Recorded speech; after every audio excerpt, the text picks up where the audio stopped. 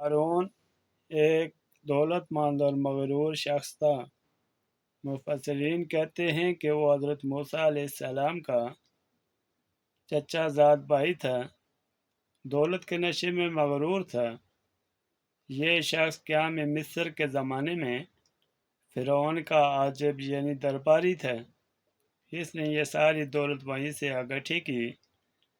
حضرت موسیٰ علیہ السلام نے اس سے نصیحت فرمائی کہ اللہ کا شکر ادا کیا کرو، صدقہ زکوٰۃ دے کر غربا کی اور مساکین کی مدد کیا کرو، اللہ کی راہ میں اللہ کی دی ہوئی دولت خرچ کیا کرو۔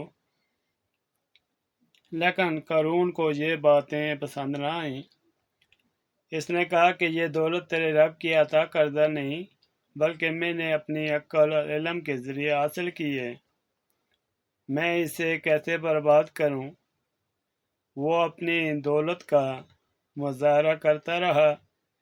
ان مظاہروں سے غریب آدمیوں کے دل میں خیال آتا کہ کاش یہ دولت ہمیں مل سکتی۔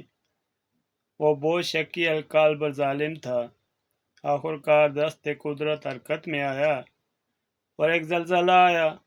زمین پھٹ گئی اور قارون اپنے مال، دولت اور خزانوں کے ہمراہ زندہ زمین میں سما گیا۔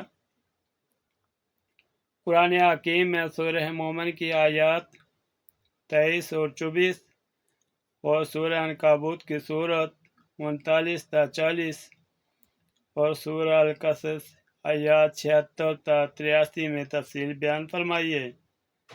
افسوس کا مقام ہے کہ بعض لوگوں نے اس واقعے میں اسرائیلی روایات سے متاثر ہو کر من گھڑت واقعات لکھ مارے ہیں جو بالکل غلط لغو ہیں۔